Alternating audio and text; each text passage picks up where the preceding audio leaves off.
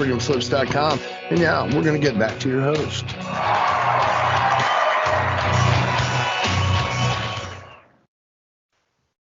All right, it's 4 o'clock in the UK. It's 11 a.m. on the East Coast in the States. My timing for my recordings is getting slightly better. So I've now managed to have 15 seconds rather than a minute and a half of station announcements. So it's getting better, slowly but surely. My routines are getting sorted out. I've done a bit of cleaning this afternoon.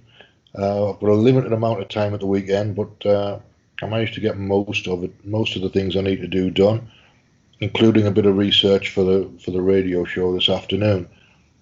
So I've got a couple of videos I want to dip into.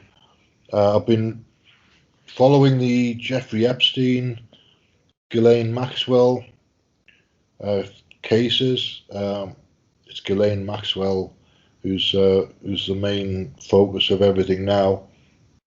But that particular case of abusing teenage girls leads into a lot of different areas. It leads into Jewish business and Jewish mafia and Israeli intelligence potentially, and British intelligence potentially, and honestly the Maxwell family's got their finger in a lot of pies, and I'm not really the man who's to talk about that in detail, but there's a guy called Ryan Dawson who's very clear about speaking about those sorts of things in detail. So I want to play a little bit of an interview that Ryan Dawson did with Sean Atwood on the True Crimes podcast that I've been listening to this afternoon. I'm going to start it about 7 minutes in. Let me just share my screen so we'll make sure this is happening.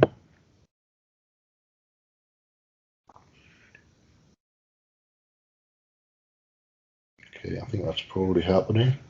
Can't tell. Yeah, it's definitely happening. So let's just do that. So this is Ryan Dawson and Sean Atwood. It's on YouTube. The title of the video is "I Researched Epstein for 13 Years." Ryan Dawson Part 2. It's an hour and 40 minutes long, so I'm only going to play a short clip starting about 7 minutes in. I'll play about 10 minutes of it. You'll get the idea of where the connections go, how to follow the research. I'm still going to be doing research on this because I keep listening to things over and over again to try and get everything in my head, but I'm going to have to sit down and write everything down, I think, to be able to remember the connections and be able to remember the names and the intelligence network projects and all that sort of stuff. I can't retain that sort of stuff in my head, so I need to have it written down. So I'm relying on videos at the moment to get that, some of it in my head, and some of it I'll put on the mind map. So this is Ryan Dawson and Sean Atwood.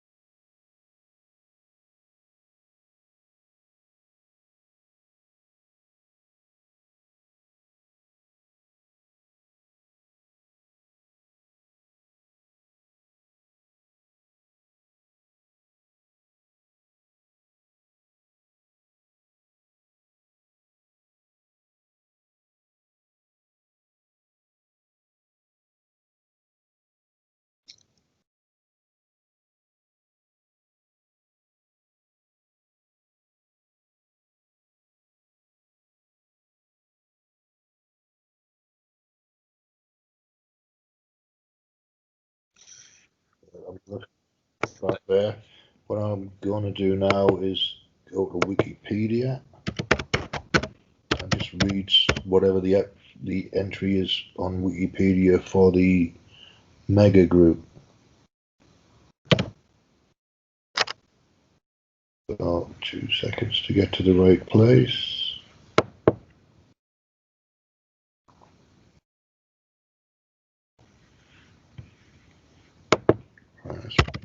Mega group in there. Obviously, this is edited by many different people, so it's they normally don't put anything in there that's not verified. Well, in theory, but they can potentially put all sorts of things could be in here. So let me see what we've got. I'll put Wexner in there as well.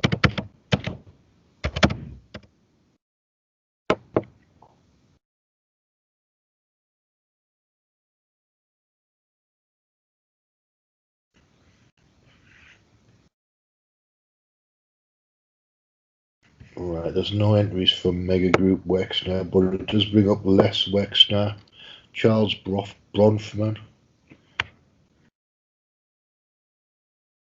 Ray Dalio, Stan Kroenke. That's just because it's got the word mega in. So let's just go with the first two. Les Wexner was mentioned. Charles Bronfman is a member of the mega group. So let's read what it says about Charles Bronfman. So Charles Bronfman, born June 27th, 1931, is a Canadian-American businessman and philanthropist, and is a member of the Canadian Jewish Bronfman family. It's Bronfman, with an estimated net worth of $2 billion. Presumably that's Canadian dollars. Bronfman was ranked by Forbes as the 14th wealthiest Canadian and 736th in the world. It doesn't say what year, but okay. So Bronfman was born into a Jewish family in Montreal.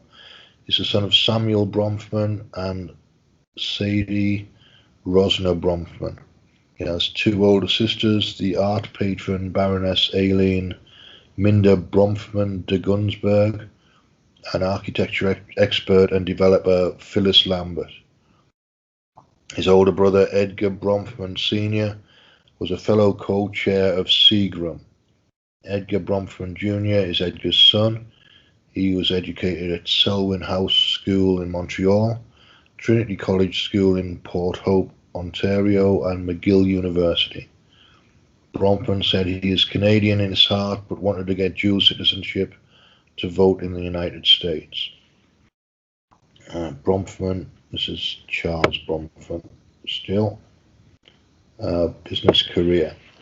Bronfman held various positions in the family's liquor empire Seagram from 1951 to 2000.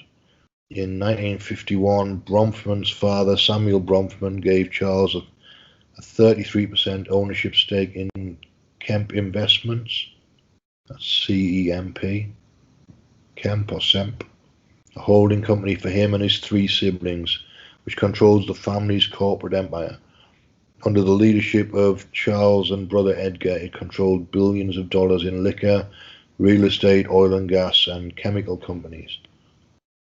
Seagram used to sponsor the Grand National in the UK. So Bronfman and his brother Edgar inherited the Seagram Spirits Empire in 1971 after the death of their father, Sam Bronfman. Bronfman is a former co-chairman of the Seagram Company Limited. On the demise of the company, he said, "It was a disaster. It is a disaster. It will be a disaster. It was a family tragedy." Bronfman was also well known for his forays into professional sport. He was majority owner of the Montreal Expos franchise in Major Major League Baseball from the team's formation in 1968 until 1990.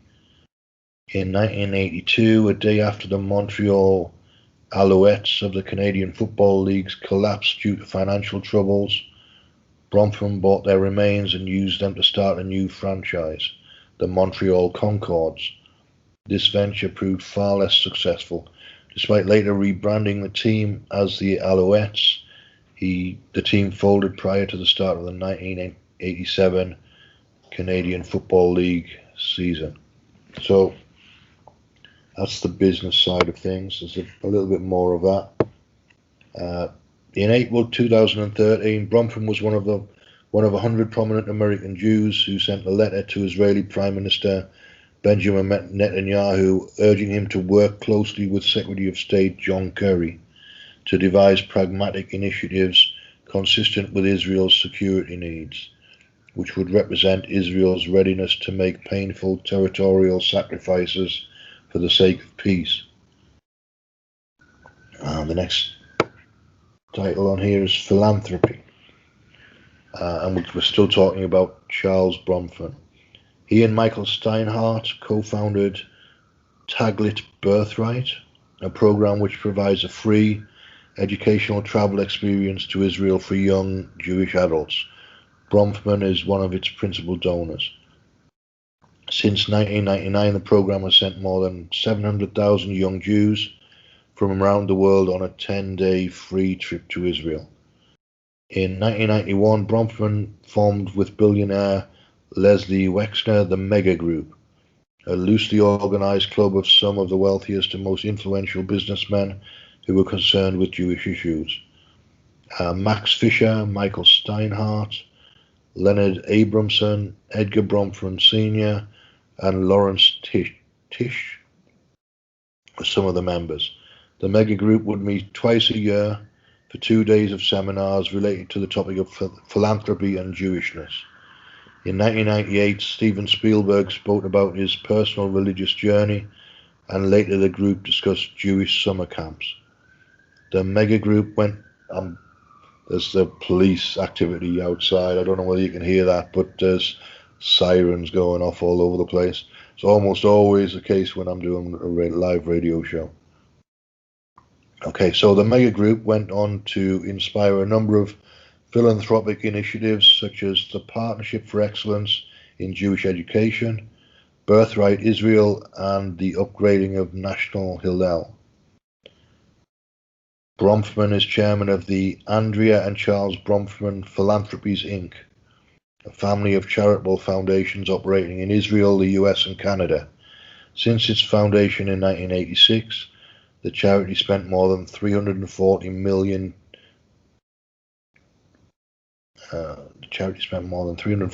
to about 1,820 organizations. In 2016, Bronfman closed the charity, which was planned over years.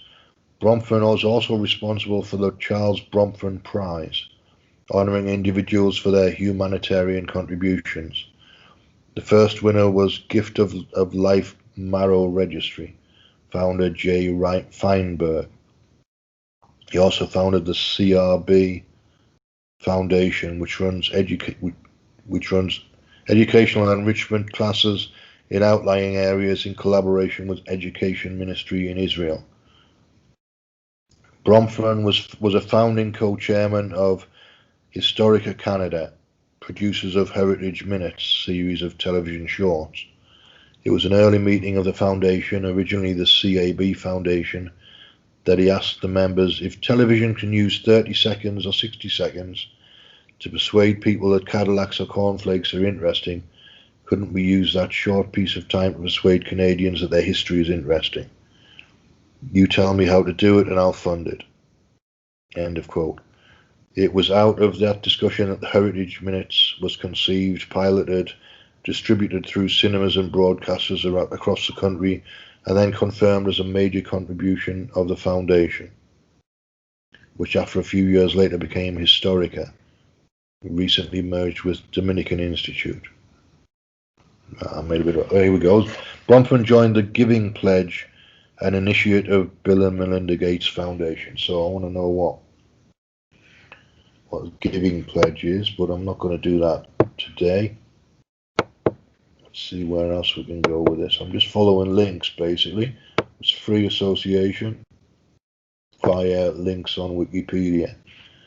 So I'm relying on other people to have done the research, but that's fine, because I've only got a couple of days to actually research anything.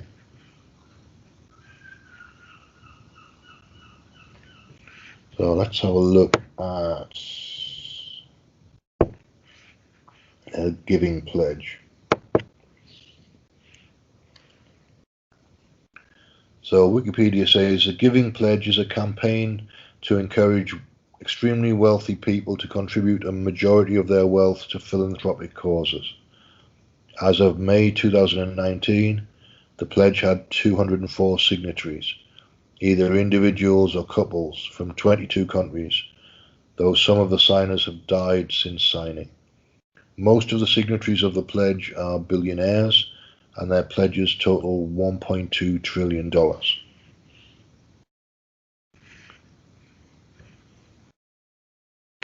So this has come from the Bill and Melinda Gates Foundation. This is Wikipedia. The organization's stated goal is to inspire the wealthy people of the world to give at least half of their net worth to philanthropy, either during their lifetime or upon their death.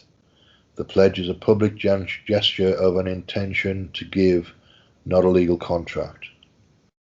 On the Giving Pledge's website, each individual or couple writes a letter explaining why they chose to give. So some of the history. In June 2010, the Giving Pledge campaign was formally announced, and Bill Gates and Warren Buffett began recruiting members. As of August 2010, the aggregate wealth of the first 40 pledges was $125 billion. As of April 2011, 69 billionaires had joined the campaign and given a pledge. And by the following year, the Huffington Post reported that a total of 81 billionaires had pledged. By May 2017, 158 individuals and/or couples were listed as pledges. Not all pledges are billionaires. Okay, so that's more or less it on there. Let me see if there's a link to the website. Here we go. There's a website link with some profiles on it.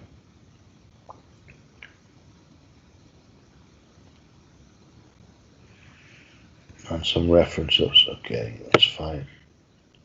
So that's my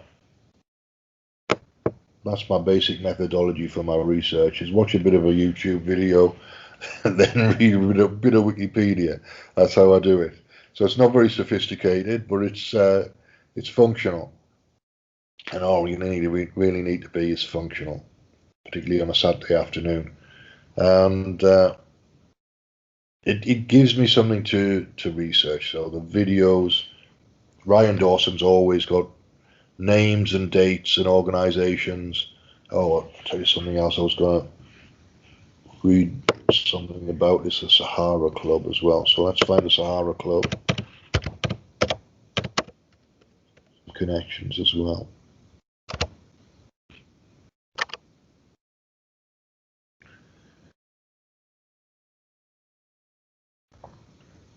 Okay, that's not the right one.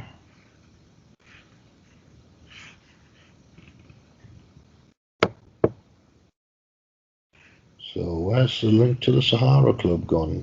What was I looking up when I found Sahara Club?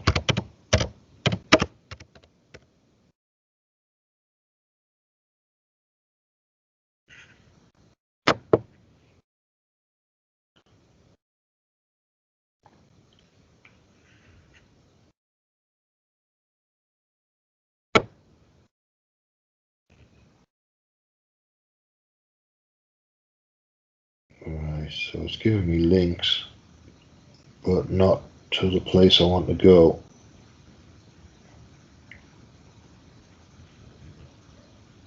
Alright, let's try a friendly neighborhood mega search engine. Let's just put Sahara Club into there.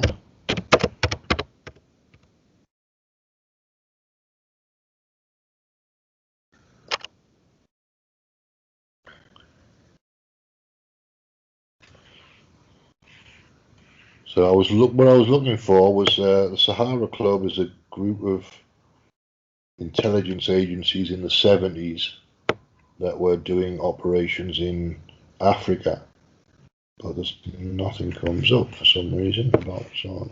It's giving me lots of links to pubs in Lewisham, which is not what I wanted. Sahara Club, CIA. Try that. Safari Club, that's why. That's why it's a Safari Club. So I was close, but no cigar. Right, I'm going to read this. This is why I need to have everything written down, because I can't remember. To save me life, the details go out of my head completely as soon as I've not got it in front of me.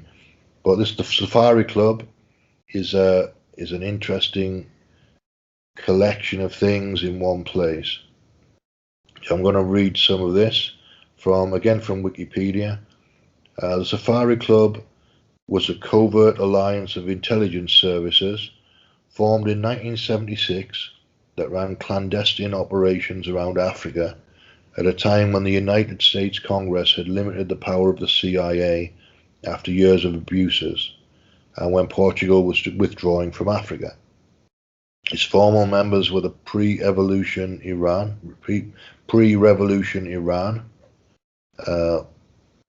Pahlavi dynasty, Egypt, Saudi Arabia, Morocco, and France. So right away, it's Northern Africa. The group maintained informal connections with the United States, South Africa, Rhodesia, and Israel. The group executed a successful military intervention in Zaire in response to an invasion from Angola. It also provided arms to Somalia in its 1977-78 conflict with Ethiopia. It organized secret diplomacy relating to anti-communism in Africa and has been credited with initiating the process resulting in the 1979 Egypt-Israel peace treaty. Well, I remember that peace treaty and Camp David negotiations and all that. That was Jimmy Carter's era. I wasn't that old. I was probably 14 at the time. 14 in 1979 anyway. So probably 13 when the negotiations were being talked about. But I remember the process, and I was quite impressed with the peace process, but I was 13, so I didn't know any different. So this is a little bit more from Wikipedia. The organization of the Safari Club. Alexander de Maranches initiated the pact with messages to 4 other countries and to newly independent Algeria, which declined to participate. The original charter was signed in 1976 by leaders and intelligence directors from the 5 countries. So from France, Alexander de Maranches, Director of Service Documentation, I can't say that. It's counter-espionage, basically. Saudi Arabia, the guy who signed was Kamal Adham, Director of Intelligence, Mukhabarat Al-Amma. I'm sure I butchered these names. From Egypt, General Kamal Hassan Ali, Director of the Intelligence, Mukharabat. And from Morocco, General Ahmed Dlimi, D-L-I-M-I, Director of Intelligence and Commander of the Royal Moroccan Army. And from Iran, this is pre-revolution, remember, so the Shah's in charge, General Nematollah Nasiri of Sarak, which is Iranian intelligence. The charter begins that recent events in Angola and other parts of Africa have demonstrated the continent's role as a theatre for revolutionary wars, prompted and conducted by the Soviet Union, which utilizes individuals or organizations sympathetic to or controlled by Marxist ideology. The group's purpose was therefore to oppose Soviet influence by supporting anti-communists. The charter also says that the group intends to be global in conception. Its formation has been attributed to interlocking interests of the countries involved, which were already cooperating to some degree, alongside ideological pursuit of global anti-communism. These included the more concrete goals of military strategy and economic interests. Examples include international mining operations and investments in apartheid South Africa, in the Transvaal Development Company.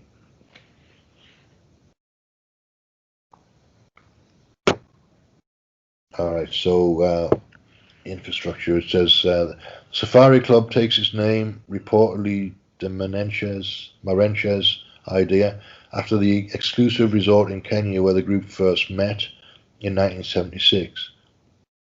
The club was operated by Saudi arms dealer Adnan Khashoggi, also a friend of Adham's.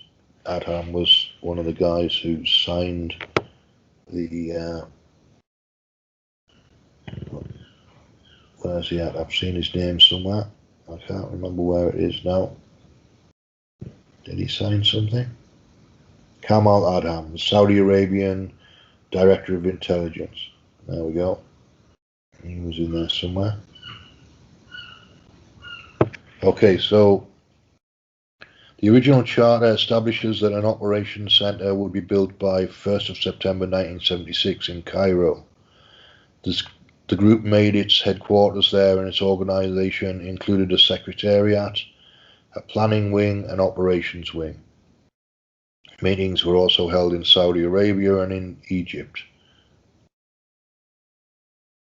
The group made large purchases of real estate and secure communications equipment. The creation of the Safari Club coincided with the consolidation of the Bank of Credit and Commerce International. The BCCI served to launder money, particularly for Saudi Arabia and the United States, whose CIA director in 1976, George H.W. Bush, had a personal account. This is a quote. The Safari Club needed a network of banks to finance its intelligence operations. With the official blessing of George Bush as head of the CIA, Adham transformed a small Pakistani merchant bank, the Bank of Credit and Commerce International, into a worldwide money laundering machine, buying banks around the world in order to create the biggest clandestine money network in history. BCCI also served as an intelligence gathering mechanism by virtue of its extensive contacts with underground organizations worldwide. And another quote, they contrived with Bush and other intelligence service heads a plan that seemed too good to be true. The bank would solicit the business of every major terrorist, rebel and underground organization in the world. The invaluable intelligence thus gained would be discreetly distributed to friends of the BCCI. And the next section is United States involvement. So the United States was not a formal member of the group, but was involved to some degree, particularly through its Central Intelligence Agency. Henry Kissinger is credited with the American strategy of supporting the Safari Club implicitly, allowing it to fulfill American objectives by proxy without risk of direct responsibility. His function became particularly important after the US Congress passed the War Powers Resolution in 1973 and the Clark Amendment in 1976. I have no idea what either of those things are because I'm not in that particular country, but I might read the links on Wikipedia at a later date. So I'm going to skip down a little bit. An important factor in the nature of US involvement concerned changing domestic perceptions of the CIA and government secrecy. The Rockefeller Commission and the Church Committee had recently launched investigations that revealed decades of illegal operations by the CIA and the FBI. The Watergate scandal directed media attention at these secret operations, served as a proximate cause for these ongoing investigations. Jimmy Carter discussed public concerns over secrecy in his campaign, and when he took office in January 1977, he attempted to rein in the scope of covert CIA operations. In a 2002 speech at Georgetown University, Prince Turki of the Saudi Arabian Intelligence Service described the situation like so, and this is a quote: "In 1976, after the Watergate matters took place here, your intelligence community was literally tied up by Congress. It could not do anything. It could not send spies. It could not write reports. It could not pay money. In order to compensate for that, a group of countries got together in the hope of fighting communism and established what was called the Safari Club. The Safari Club included France, Egypt, Saudi Arabia, Morocco, and Iran. The principal aim of this club was that we would share information with each other and help each other in countering Soviet influence worldwide, and especially in Africa." As the Safari Club was beginning operations, former CIA Director Richard Helms and Agent Theodore Ted Shackley were under scrutiny from Congress and feared that new covert operations could be quickly exposed.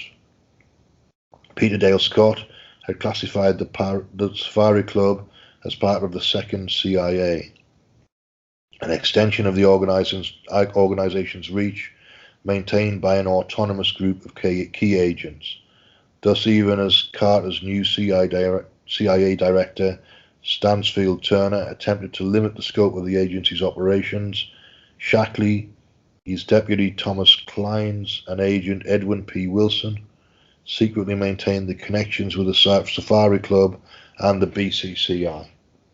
Now, Bank of Credit and Commerce International, I remember the collapse of that, so let's maybe go there, because that ties into everything. It's money laundering, basically.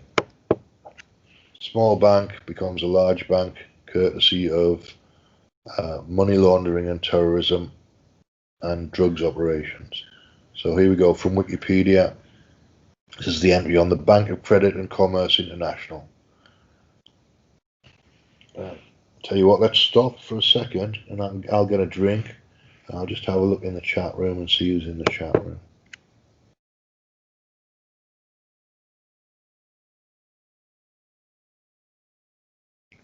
Right, so in the Revolution Radio chat room, we've got Dirt Engineer, Greenheart, May Street, Cat Dog Girl, Scorpio, Zippy, and Jimmy G, and Hummingbird, and Rockstar. So it's active, and you're welcome to come along and join in the conversation at revolution.radio or freedomslips.com. I prefer freedomslips.com, but freedomslips.com is the official version, I think. Okay, I do need a drink though, so let me just do that. Just a reminder, Revolution Radio is listener supported. It's entirely listener supported. So if you can make a donation, you can do that at the same place as the chat room is at, which is revolution.radio. And there's a Patreon button in 3 different places on the page. If you click on the Patreon button, if you can make a monthly donation, that'll help to keep the servers running. Nobody takes a salary from Revolution Radio. It's all run by volunteers, and they do a fine job.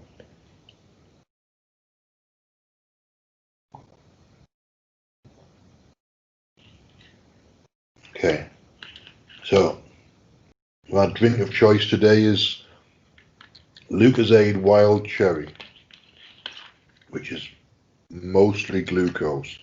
So that should keep me going till the end of the show at least.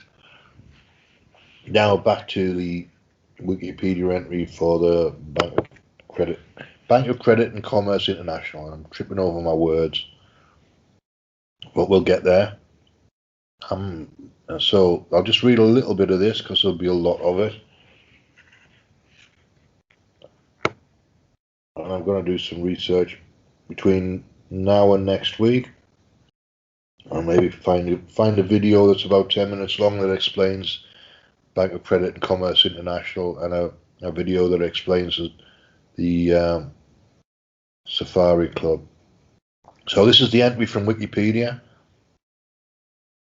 The Bank of Credit and Commerce International, brackets BCCI, close bracket, was an international bank founded in 1972 by Aga Hassan Abedi, a Pakistani financier. The bank was registered in Luxembourg with head offices in Karachi and London. A decade after opening, BCCI had over 400 branches in 78 countries and assets in excess of 20 billion US dollars. So that's within, what did they say, 20 years? A decade, right? 10 years. That's remarkable. Making it the 7th largest private bank in the world. BCCI came under scrutiny of financial regulators and intelligence agencies in the 1980s due to concerns that it was poorly regulated. Subsequent investigations revealed that it was involved in massive money laundering and other financial crimes, and had illegally gained the controlling interest in a major American bank.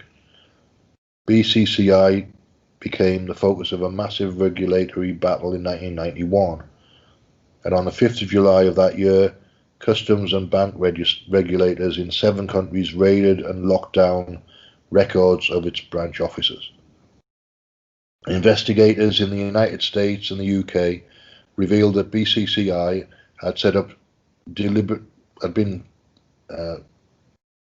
set up deliberately to avoid centralized regulatory review, and operated extensively in bank secrecy jurisdictions.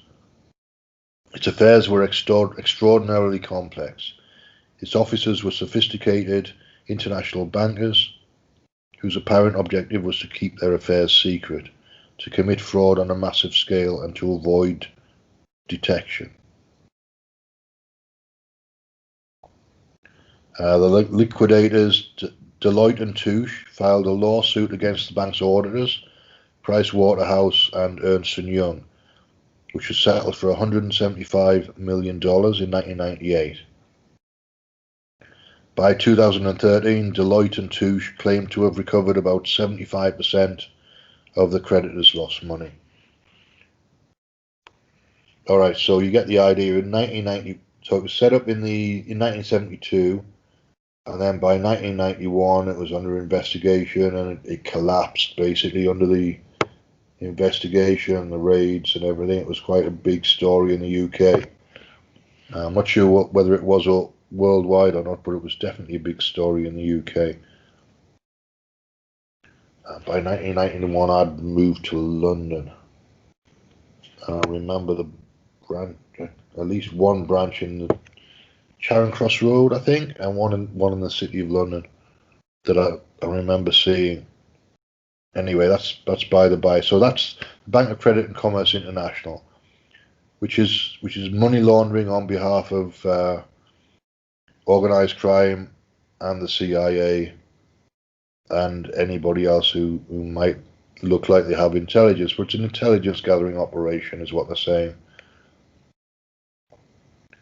Which makes sense, because if you build it up and then you attract that type of custom, you're going to get information from watching the bank transactions that are going through the system. So it makes sense to do something like that. So I'm now wondering which bank replaced the Bank of Credit and Commerce International. I don't know that. But here's a suspicion. So Vatican Bank was also doing strange things at one point. I wonder if there's an entry for Vatican Bank.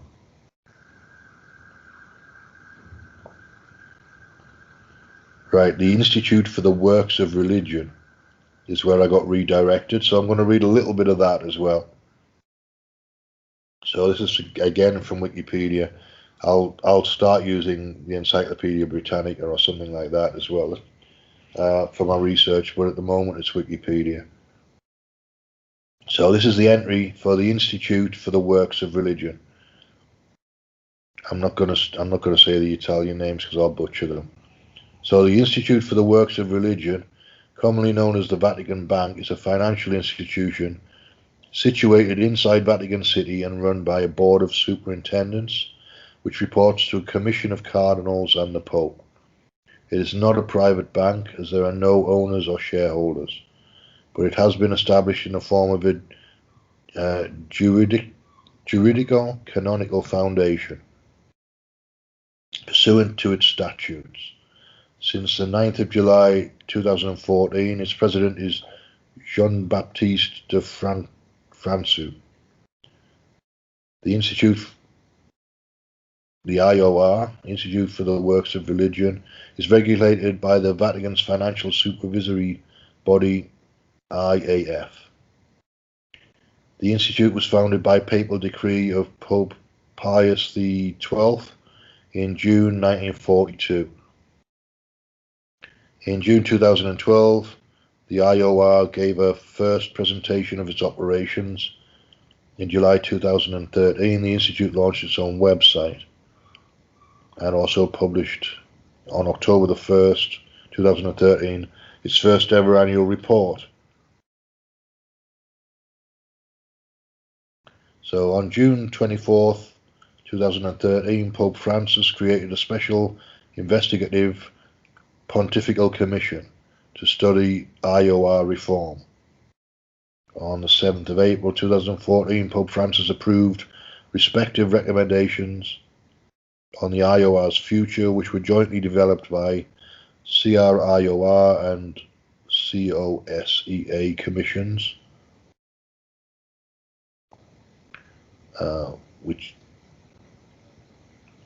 and the IOR's management. And this is a quote: "The IOR will continue to serve with prudence and provide specialized financial services to the Catholic Church worldwide." That's from the press release.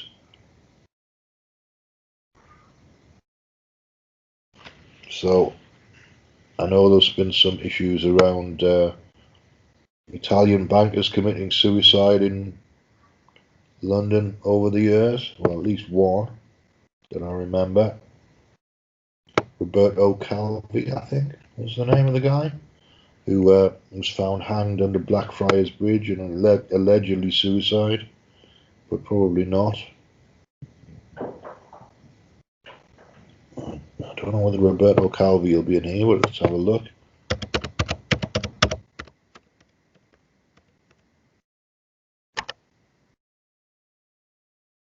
Oh, there is an entry for Roberto Calvi. Here we go. Roberto Calvi, born 13th of April 1920 and died 17th of June 1982, was an Italian banker dubbed God's Banker by the press because of his close association with the Holy See. He was a native of Milan and was chairman of Banco Ambrosiano, which collapsed in one of Italy's biggest political scandals. Calvi's death in London in June 1982 is a source of enduring controversy and was ruled a murder after 2 coroner's inquests and an independent investigation. 5 people were acquitted of murdering Calvi in Rome in June 2007. Popular speculation has linked Vatican Bank, the mafia, and clandestine propaganda due to his death. That's propaganda, and Jew is spelled D-U-E, just to be clear. I don't know what propaganda Jew is, but let's have a look and see what it is, because I'm just following links. It's free association. Here we go. This is the entry for propaganda Jew on Wikipedia. Propaganda Jew was a Masonic lodge under the Grand Orient of Italy. Is it P2? Is this P2? I'm wondering. Its Masonic charter was withdrawn in 1976, and it transformed into a clandestine pseudo-Masonic ultra-right organisation operating in contravention of Article 18 of the Constitution of Italy that banned secret associations. In this latter period, during which the lodge was headed by Licio Gelli, P2 was implicated in numerous Italian crimes and mysteries, including the collapse of the Vatican-affiliated Banco Ambrosiano, the murders of journalist Mino Percarelli and banker Roberto Calvi, and corruption cases within the nationwide bribe scandal Tangentopoli. I'm sure I mispronounced that, but never mind. P2 came to light through the investigations into the collapse of Michele Sindona's financial empire. P2 was sometimes referred to as a state within a state, or a shadow government. The lodge had among its members prominent journalists, members of parliament, industrialists and military leaders, including Silvio Berlusconi, who later became Prime Minister of Italy, the Savoy pretender to the Italian throne, Victor Emmanuel, and the heads of all three Italian intelligence services. At the time, SISDE is one of them, SISMI, and CESIS.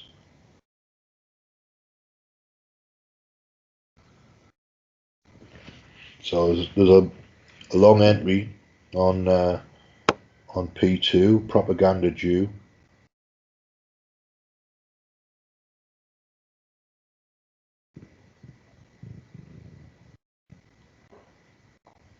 So founded in 1877 in Turin as Propaganda Masonica, this lodge was frequented by politicians and government officials across Italy, who were unable to attend their own lodges, and included prominent members of the Piedmont nobility.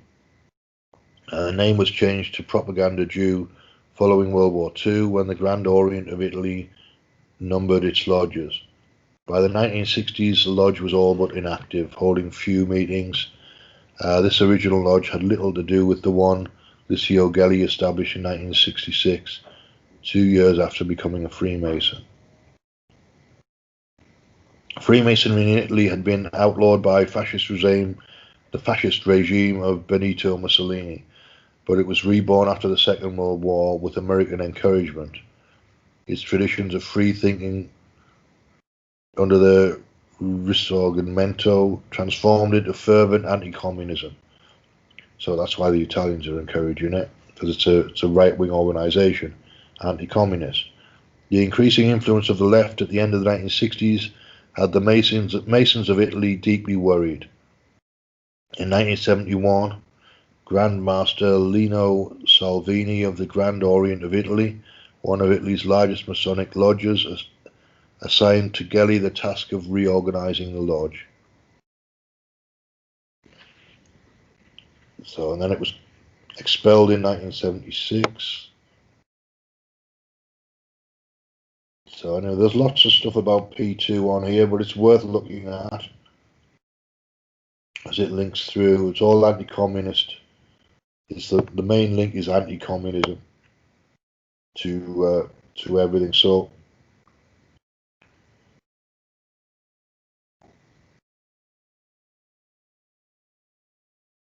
there's a list of quite a few members. Silvio Berlusconi is the obvious one, because he went on to be Prime Minister, but there's a long list. Right, so that kind of covers the hour.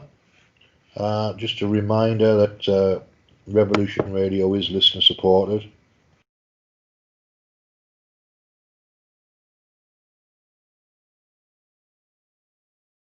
And if you can make a contribution, you can make a one-off donation at revolution.radio, or you can make a monthly donation if you follow the link to Patreon.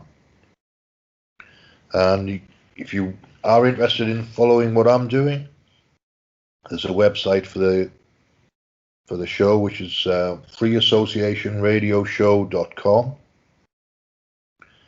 where I post things that I'm researching, things that I'm interested in, and links to places that I'm researching. I've started buying newspapers again as well, which is a return to an old behaviour, but I haven't bought newspapers for years. But I've been needing change for my transport to work, so it makes sense to buy a newspaper.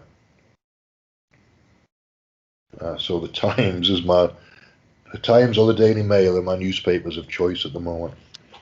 And I need another drink, so excuse me for 1 second.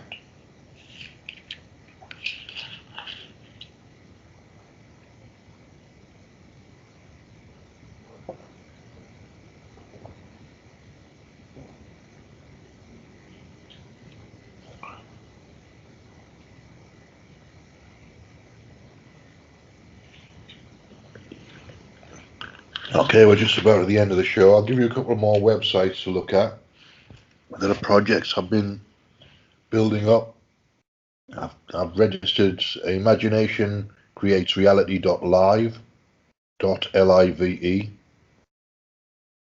and I've registered cancercuremastermindgroup.com in the last couple of weeks. So those are two to keep an eye on. There's nothing much there at the moment, but there will be over time. And there's also my Reiki site, which is ReikiMasterInitiation.com.